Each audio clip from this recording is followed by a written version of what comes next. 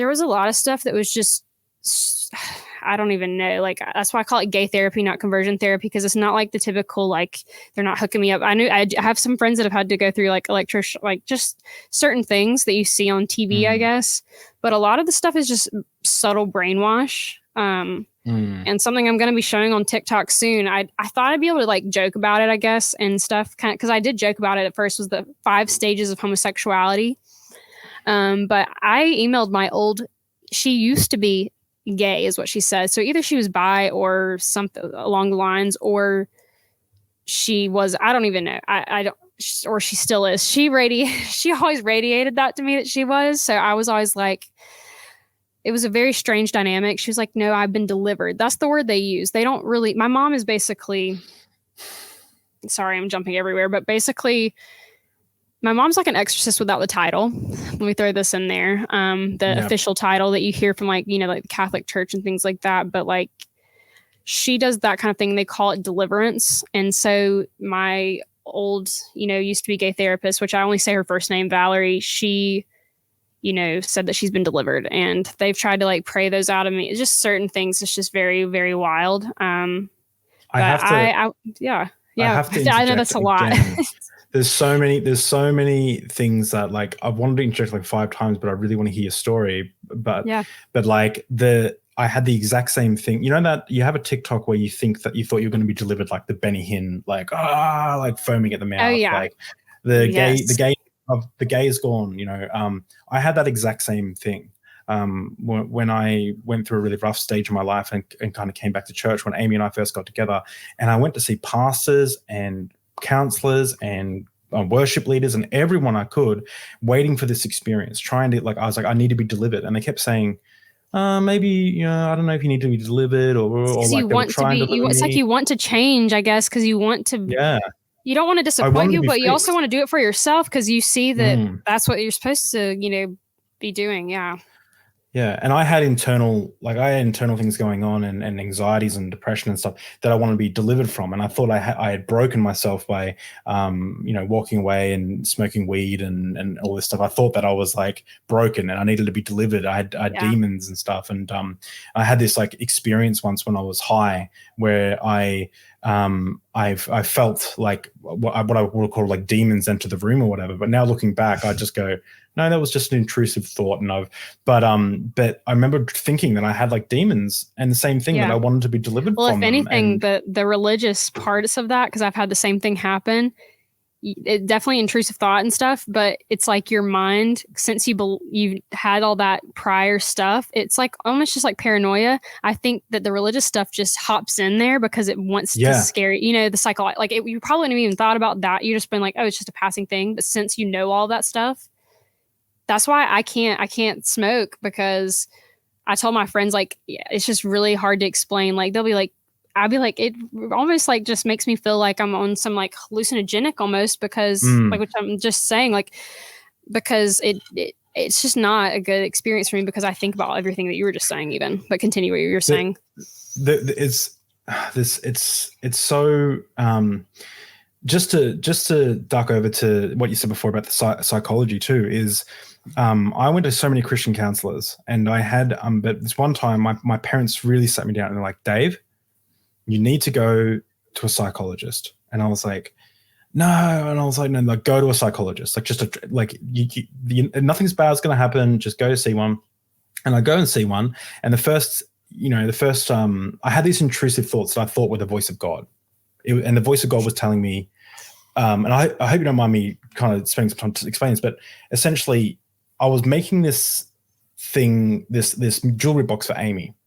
And I felt like I just stepped forward in my relationship with God. So I was making this jewelry box. Me and her were just getting together, and I was making this jewelry box for her. And I was like listening to worship music, listening to the Hillsong, I think it was. And I just felt this feeling like I'm going to open my heart back up to God. And I'm going to like open that up and I'm going to pray to God. And because I just feel so happy right now. And I did. And as soon as I did that process of like internally feeling like I opened up my heart and prayed to God, I heard this booming voice, not heard, but like felt this booming thing say, during break up with like Amy. Almost during like your Jesus high almost. Yeah. And it said, break up with Amy. And I went, whoa. And I held back and I was just like, what are you? And I was like, and I thought, and I was like, this is the voice of God telling me to break up with Amy. I had a massive panic attack. I was vomiting. Like I ran outside and I was vomiting from this because I was like, I'm going to break Amy's heart. God just told me to break up with Amy. And this is what my parents said, go to a psychologist. And I was going to counselors, and every Christian counselor I said, like would see, they were saying, no, the Bible usually brings people together and there's nothing that you guys are doing. Like you're both kind of, your relationship's actually helping you both in your walk with God, and you're both going to church a lot. And like this, like everyone, all the pastors and counselors I was talking to were saying, that doesn't seem right. So I go to this psychologist, right? First session of the psychologist goes, all right, do you feel, just like a checkbox of stuff. And I was like, this guy is just crap. The next time I go there, and this was a breaking point for me. He said, okay, he talked to me about this and he goes, because he asked me the previous one, what's your thoughts? What are going through your head when you're having a panic attack? What's like at the peak? And I said, oh, it's God wants me to break up with Amy. And I'm sitting in the psychologist's office and I'm Christian, really strong Christian. And he says, I want you to repeat out loud, God wants me to break up with Amy. And I said, no. I said, no, I can't do that, because if I say it, I'm confessing something into the world. And then, what if I... Yeah, you're speaking blessings and curses. That's what my mom always said. And you were speaking it. And I literally was just talking to someone about that kind of thing. Yeah. Yeah. And then I was like, I can't do this. And he's like, I'm like, what if I push past you, run out the door, get on the phone and break up with her over the phone? And he's like, would I be a good psychologist if I didn't know what I was doing? And I'm like, no. I was like, oh, and I argued with him for a while. And I was like, fine, I'll do it. And I sat there and I said, what if God wants me to break up with Amy? And he's like, do it again. And I was like, what if God wants me to break up with Amy? He's like, do it again. And I was like, I'm getting a panic. And he's like, do it again. I'm like, what if God wants to break up with Amy? And he's like, do it again. And he kept making me do it. And I'm like, okay, I'm panicking now. And I was actually having like this full-on panic attack in his office. And I'm looking for a bin to vomit in because it was getting that internally intense, right? God. And he's like, say it again. And I'm like, what if God wants to break up with Amy? He's like, say it again. I'm like, what if God wants to break up with Amy? He's like, say it again. I'm like, what if? And then all of a sudden it was like, click. And it was like, what if God wants me to break up with Amy? He's like, say it again. I'm like, what if God wants me to? And he's like, say it again. I'm like, what if God wants me? And I was like, why am I thinking this? And all the anxiety, everything just left, like some sort of spiritual, like cleansing, aha like this moment. Yeah. Yeah. And it was like, I was like, why did I even think that? And it was like all that power that I had. Anyway, long story short, what I used to call the voice of God was just an OCD tick. And dude, that's literally what I've been having. I still have to I'm like really bad about it still. No. Like I'm always like what? Yeah. Like is that it? And also I have to remind myself, even if sometimes I have to use, like I say, use their own logic against them. Sometimes I have to use my old logic against my own self. And I'll be like, wait, no, because if God's a God of peace, then that's not like, I'm not feeling like I have to like rationalize, sometimes, and I don't even believe like a lot of that stuff I did, but but that makes total sense. 100% what you're saying. Cause I resonate with that. And I'm I still catch myself, like, even if I say something that normal people would be like, what? I'm like, I can't say that. Like, cause like speaking something, into, I don't know. Yeah. It's exactly. Wild. But yeah, can I ask you just quickly? So you don't consider yourself religious per se. You may have some. I call myself spiritual, and yes, like I just hate the word like, Christian itself, but I don't hate Christians.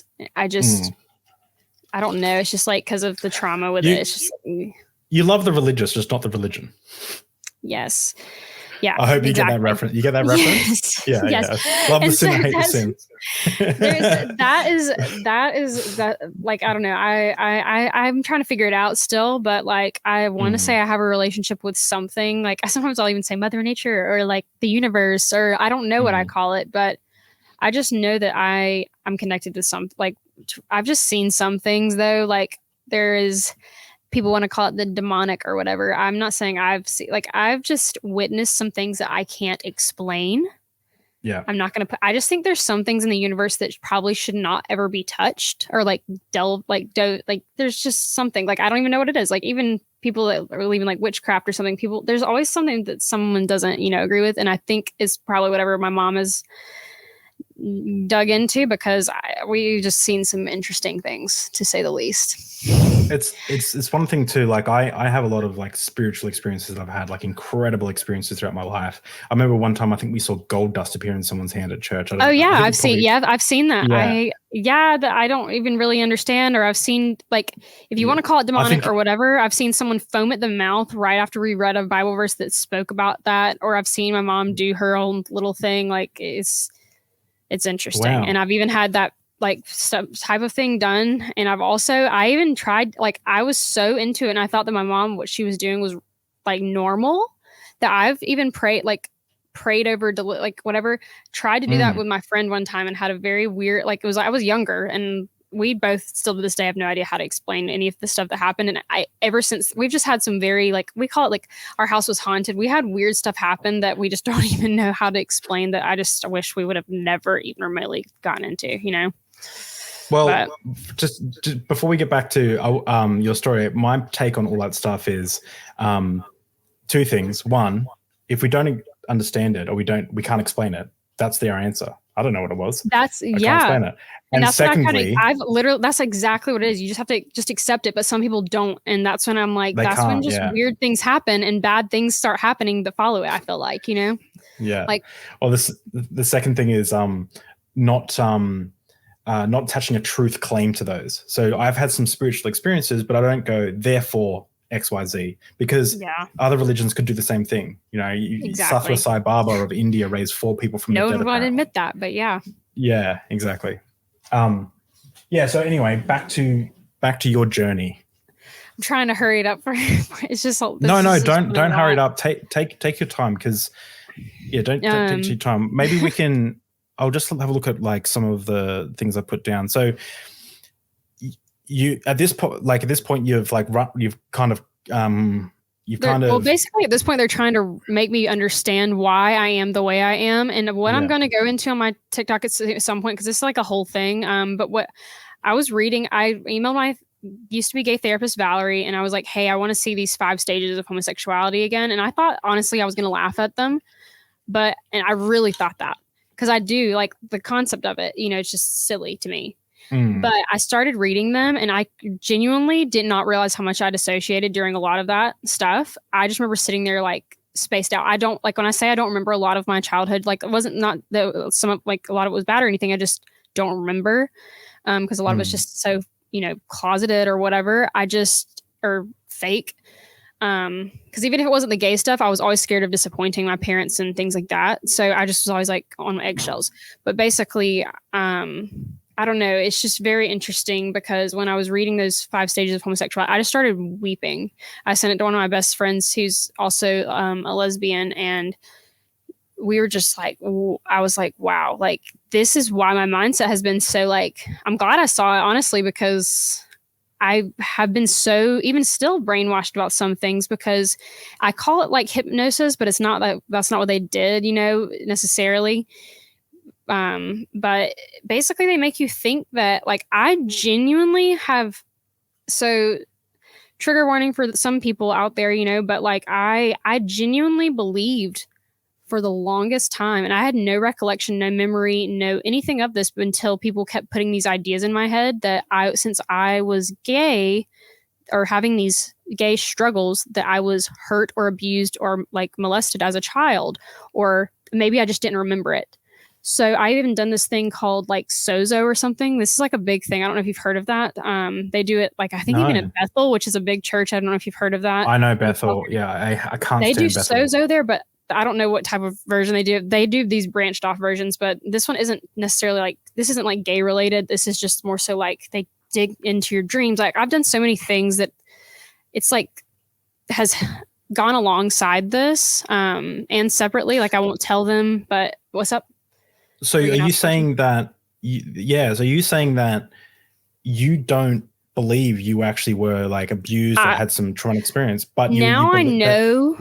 I want to say that I know that I was not, but they put these ideas in my head so heavily. Like, even like, well, my previous ex is like a recent like breakup, but she like even one like time we were just laying in bed, and I've never like experienced this, but she was just like holding me, and I even literally, it felt like a vision. I don't even know how to, like a, not a vision, but like a visual flashback of like somebody like touching me inappropriately, I guess that's how to word it, like doing something that wasn't, not like it didn't happen.